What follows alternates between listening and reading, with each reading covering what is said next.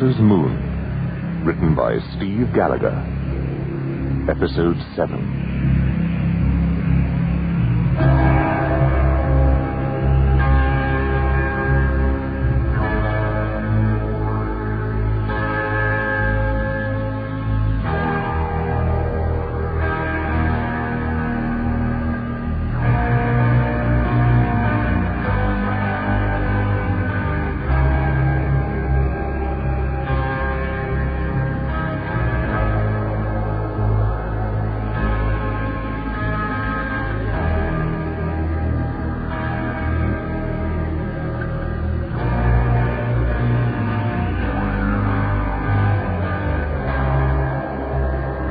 Always been a controversy over the basic difference between a mechanism and an organism. In classical times and before, the notion of life being instilled into previously inanimate matter gave a common theme in myth and legend. But it was only after the first industrial revolution and the development of sophisticated electronics that the engineer was able to design a rough parallel of a biological system. From that point onwards, the spiral of knowledge accelerated. Logical research developments to advance the complexity of artificial systems in turn sparked off new thinking and understanding over living response mechanisms. And the two disciplines became more and more difficult to distinguish. For the great mass of people, there was no obvious problem in view.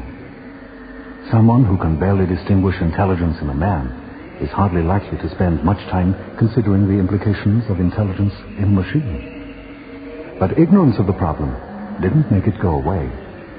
And in this agnostic age, where any attempt to reduce the awesome and spectacular universe into the simplified package of a personable deity was more difficult than ever, there was no way we could sidestep the issue. The distinction between life and design grew ever more blurred, and the boundaries were redrawn with each new advance. Man and machine began to merge, medically as well as socially. Any single feature that distinguished a man could eventually be true of a machine. And almost as much energy went into conceiving new definitions as was spent on disproving the old ones. All we could eventually say was that by comparison, man was more fragile and unstable. He was capable of less, and he wore out faster. Randall wasn't about to declare defeat without a fight. So convinced was he of the superiority of the elite, so confident over the inferiority of the simulacra, that setback and defeat meant little to him. The slow drive of the worldship to survive left him unimpressed, even as it left him unsuccessful. Back at the Ice Palace, Colin was proving to be more susceptible to disillusionment. He had managed to capture the icebreaker ship only to find it disabled and useless. Even as he contemplates the ruptured stabilizers and the uncooperative inboard computer, his chief, along with Lobo, Martin, and the simulacrum Mitchell, is on the cargo shuttle. They are leaving the world ship in a hurry. Valem is not far behind. Please, you must listen to me. There isn't much time. I listened to you once, Morden. I don't intend to repeat the mistake. Oh, I know what I did to you, and I'm sorry. Naturally. But it was necessary, believe me. I couldn't go against Marius. You're pathetic, Morden. You think you can turn our opinions over with a couple of weak lies? Now, wait a minute, Colin. I came down in that shuttle fully expecting to die in it. I don't have to listen to your complaints. I don't think you quite understand the position, Morden. I understand it too well. There's danger following me down, and you're not going to be fit to meet it. Whatever you're trying to pull, forget it. I know you're only worried about your own interests, so think about this. There are just short of 60 men in the Ice Palace. At the moment, they're getting themselves ready for a trip in a ship that can't go anywhere. They know it, but they don't want to believe it, and they're expecting a miracle with all the confidence they're capable of, which, I might add, isn't very much after the treatment they've had from the Council. What treatment? The Council didn't say... Exactly, Councillor! You came to power and did nothing for them. They're all underbelly, and they expected the gesture of brotherhood. You're not the most popular person in the palace, Councillor. Will you stop this petulant ranting and listen to me? Where do you think that shuttle came from? That's one of the things I want to know. You don't want to know anything. You're just looking for an excuse to rat because I didn't hand Randall back to you when you demanded it. Yeah, Randall's dead because of action you refused to take. Randall is alive. What? At this moment, he's somewhere overhead. And he's looking for a way to disable a war machine. Oh, you had a harder landing than we thought. It's messed your brains around. I don't intend to waste my time with explanations for you to laugh at. Watch the skies. For what? The first cuckoo of spring? I'm looking at it now. Get on! Get your backside out here! There's another one coming down! Another what? I'm not saying it twice. It sounded mad enough the first time. Now, do you understand what I'm saying? Morden, help me. I don't understand this. Then listen, and don't challenge me. That cruiser is piloted by what looks like a woman. But don't be misled. As far as you're concerned, she is enemy. She'll think Randall's here because she doesn't know he left the shuttle. And that's the only bargaining point we have. They can't start the operation they planned until they've got Randall back. Don't ask me why, because it's complicated and you won't like it. There are only two people who know the reason. I am one, and Lobo is the other. He didn't like it either. Who's Lobo? Never mind. Concentrate on the negotiating you're going to be doing. You've got to buy some time for Randall. Willis, can you hear me? Yes, madam. I'm about to put us down at the Ice Palace. I want you to stay out of sight at first. Whatever you say, madam. Don't be too submissive, Willis. You're acting like a marionette. Ask me why. Well, why do I have to stay out of sight, madam? Because the bloodbags are easily impressed. They think the old Willis is dead, and producing you at the right moment could be very effective. Effective for what? Randall will be down there somewhere, probably hiding. I want them to hand him over. I'm doing nothing until I get him. How do the Wekk feel about that? They accept it. They have to. I'm no use to them unless I'm a fairly independent agent. I was made to fight people. If the Wekk trusted their own judgment for that, they wouldn't need me. Besides, we're waiting for the ground commander. What will he be like? Like me, but even better. What a team we'll make. You're inhuman, madam. Why, thank you, Willis.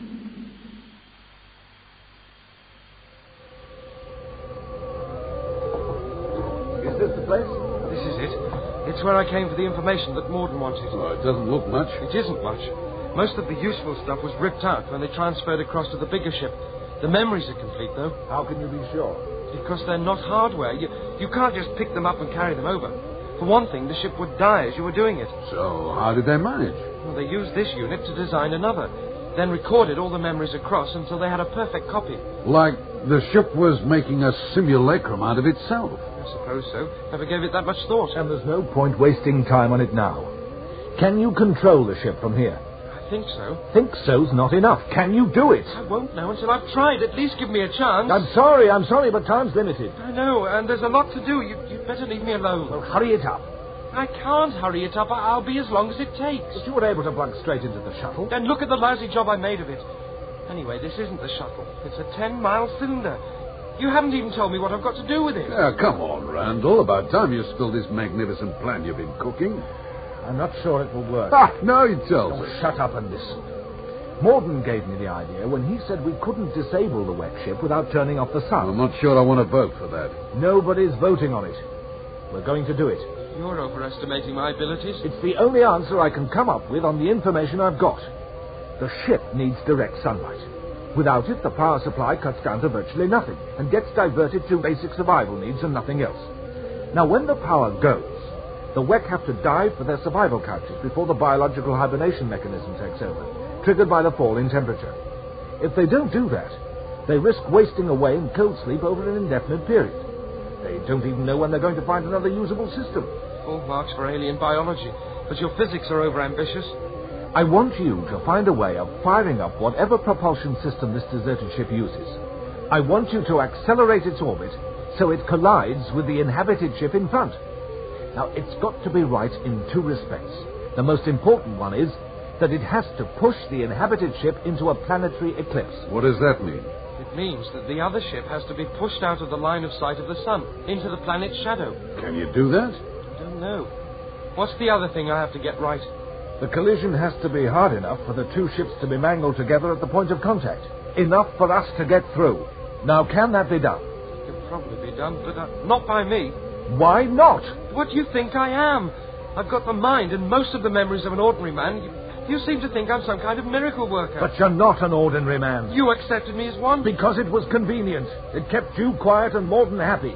But it's time to face realities, Mitchell. So you can't control your prejudice anymore. If you're not prepared to let me be a man, what am I? I think you like the alternative even less. It's time you went in for some intelligent self-assessment and stopped being obsessed with faking yourself a family tree. You are what you are, and you won't understand that until you've found your limitations. Scared of trying? Why should I be scared? You don't know what you may find. It could be better than you hope. Or a whole lot worse. He's right, Mitchell. You should at least give it a try. It's easy for you to say that. Yeah, sure it is. Doesn't make it any less true, though. But I know what I am. As a man, I barely rate. Shows every time you speak to me. And as a machine, I'm hardly better than the marionettes. Remember how you felt when you stepped into Marius's chambers. You've just come from here, and you are crammed with life and confidence. You can interface with the machine around us, and we can't. I don't want to do it again. Because you don't want to risk liking it. You resent the kick it gives to the machine part of you. That's a lie. You know it isn't. You've suspected it yourself, and you're not man enough to put it to the test. Get out of my way. What are you doing? I'm sitting in the controller's seat. I don't want to be disturbed.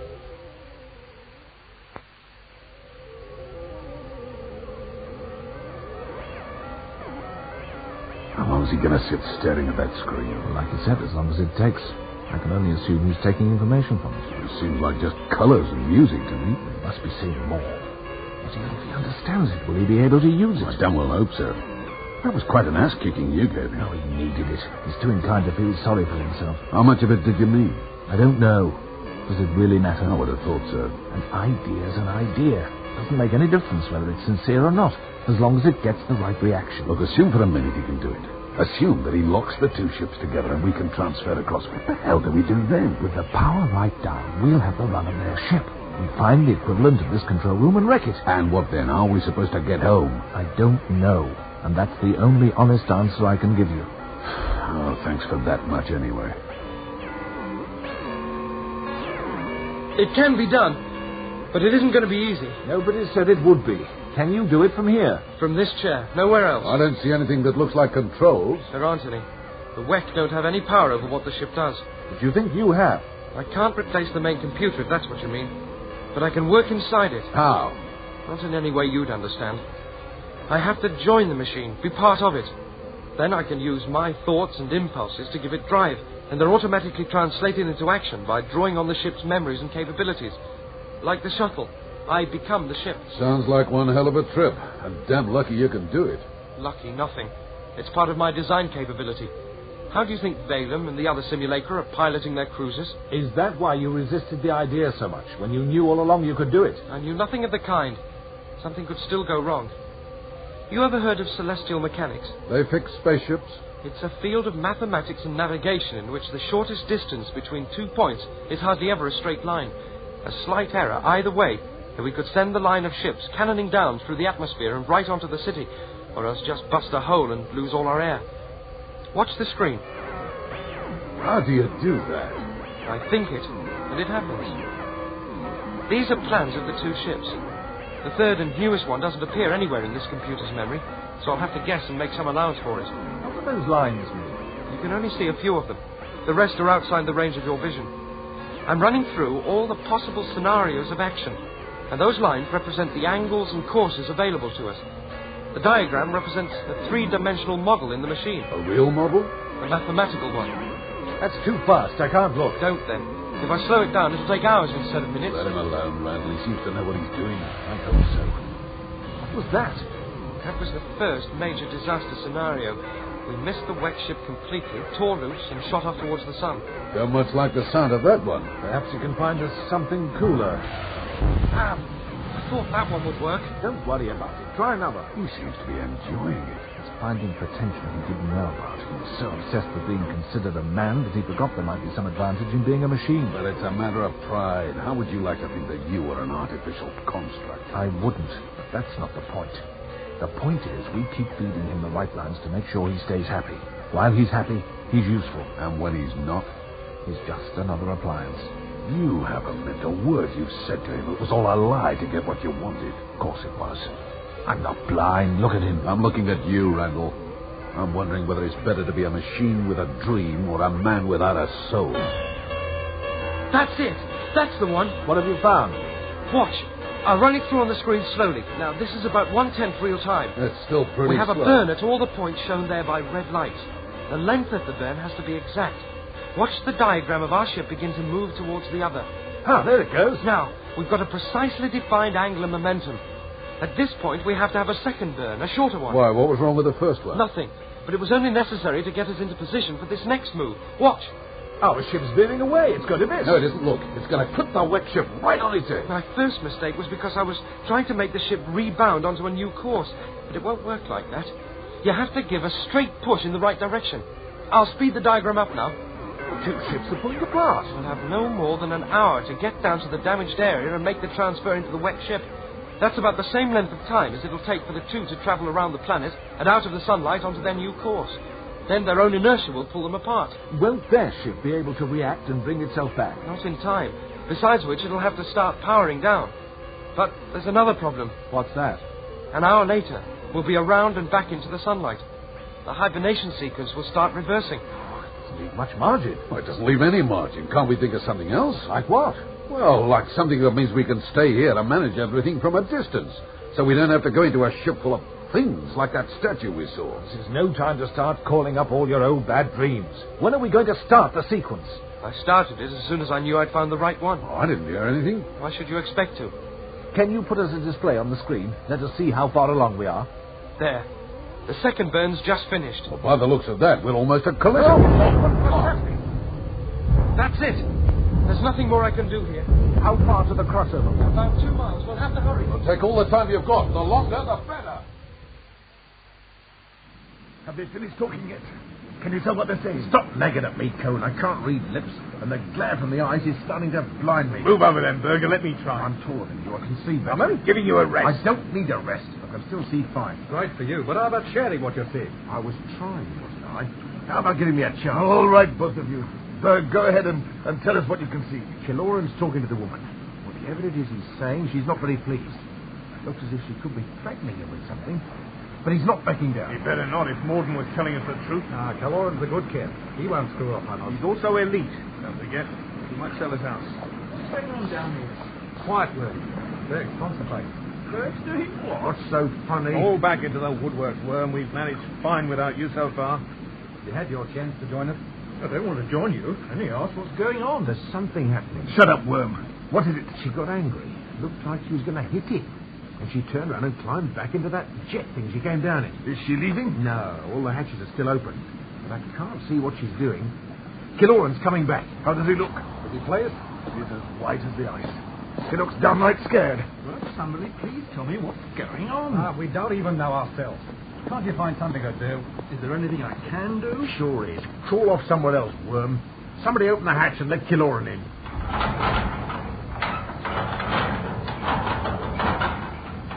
How is she? What does she want? Can she get us off the ice? Yes. Wait, all of you. Give him a chance. Morden was right. She wants Randall, and I let her think he's here. Why does everybody seem to want Randall? Who's this? Nobody. Carry on, kid. She must be from one of the other colonized systems on the Space Trade Network. It seems there's a main ship in orbit, and she thinks that Randall escaped from that. But according to Morden, he's still up there. She wants us to hand him over so she can kill him. Is that all? What happens when we can't? She'll come in after him. What kind of threat's that? Don't forget, she's armed, and she's strong. She still doesn't stand a chance against all of us. You didn't see what I saw. She made the point by reaching out and squeezing the leading edge on that cruiser's wing. When she took her hand away, there was an impression in the metal. I don't believe it. Is that a sincere opinion or just rhetoric? I don't know what's rhetoric. Anything's possible if she's from another system, Bulstrode. We've had no contact with anybody outside for generations, so how would we know? If Morden says Randall's still up on the main ship, how did he get there? The same shuttle Morden came down in. It was homing on the Ice Palace beacon. How come we didn't see it? I saw it once. Nobody believed me. It came and went during the storm. Storms where people disappeared. What the hell's been going on under our noses? I don't know. But if Morden's to be believed, and I'm still not 100% sure on that point, then a lot depends on us stalling this woman until Randall's finished whatever he's doing. And what is there? I don't know. Oh, sounds flimsy. It doesn't sound any better than me, but what else have we got? Looks like we'll have to give Morden the benefits. Unless anybody's got a more likely explanation. Where is Morden? We took him onto the icebreaker. There's a first aid kit on there, which is more than we could offer. Could have done with Doc to help us, though. None of this will be easy. Why? What do you intend to do? I'm going to try to capture that cruiser. What? That's asking for trouble. It's the first practical suggestion anybody's come up with. Count me in. Even if you were successful, you couldn't fly it. Details. Count me in as well. It'll be suicide. Not if we're sneaky about And it's a damn sight better than sitting here arguing over things we know nothing about. So you take the cruiser. What then? Then we worry about what to do next. He's there, all right, Willis. He's there, and they won't give him to me. So what's happening now? I've given them some time to think about it. Told them they'd better hand Randall over, or else. Or else what? I'll go in and bring him out if I have to. I don't really want to do it this way.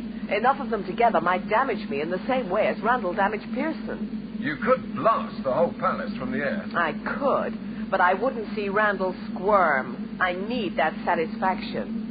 The Wekk has been trying to call you on the radio. They won't speak to me. When was this? A few minutes ago. I didn't call you because you wanted me to stay hidden. That's good. Keep it that way, because I've thought of a way I can use you. Balaam here. Are you calling me? Balaam, matters are moving fast up here. Is your ground base established? No, I haven't got Randall yet. Forget Randall. We've been through all this before. A short time ago, our old world decided to come alive and make use of its propulsion systems. We are sliding towards the shadow of the planet. You know what this will mean? You'll have to go into emergency shutdown. For a few hours only. In that period, you will be on your own. And we want your full attention on the operation. But why did the old ship begin to move? It was a development we did not anticipate. But one which, nevertheless, pleased us. What do you mean? We recognize it to be part of the field test of the ground commander. At this moment, he is striving to destroy us. I don't understand. The tests have been going on for some time. We placed certain blocks in the ground commander's mentality. He is unaware of his real capabilities and his true loyalty to the Wekk. His task was to fathom and penetrate our own defenses. No other simulacrum has been tested to such an extreme. When he reaches our strategic centers, we will know he is ready. The ground commander's trying to destroy you? He thinks he is. But in the end, he will find he is unable and unwilling to do so. That's it. They've gone into emergency shutdown. Well, what are we going to do now? Nothing. But nothing. It'll be several hours before they're out of the enforced hibernation program. And you heard what they said. I'm on my own until then. I also heard them say to forget Randall. I didn't hear it. But and neither did you. Yes, Balaam. Follow me. I can see a break where we can get through to the other ship. I can hardly stay on my feet because of the wind. Both ships are losing atmosphere around the impact zone. That's why we have to hurry before the walls have a chance to close themselves up. Come on. But we've only just moved into the shadow of the planet. What if they're not asleep yet on the other side? Then we find out how they can fight. Come on.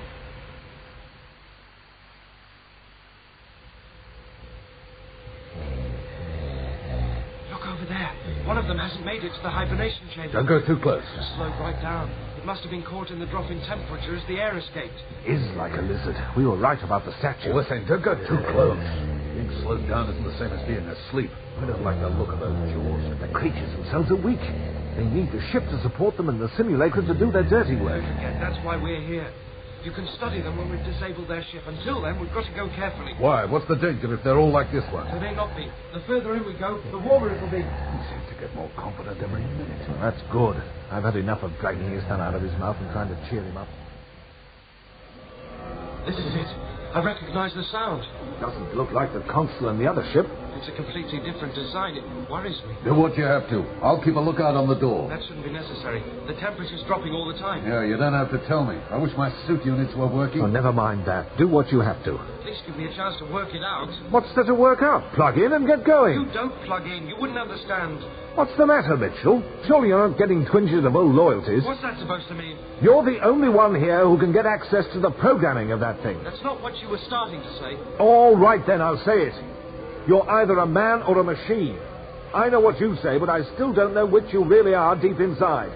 Now we're at the moment of truth and you're dithering. It's a different console. I don't understand it. Try. Don't waste time with excuses. And what do you know about it, Go on, say it. The word's blood bag, isn't it? Yes, damn you. Randall, you're pushing him too far. If you want to be a man, Mitchell, earn the right. If you don't understand it, pick a place and smash it. Watch this then, Randall, and the next one's for you.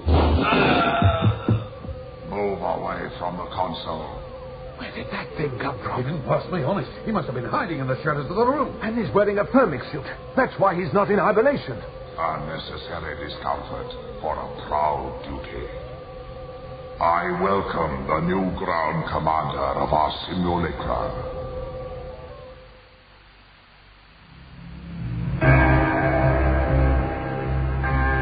Hunter's Moon was written by Steve Gallagher.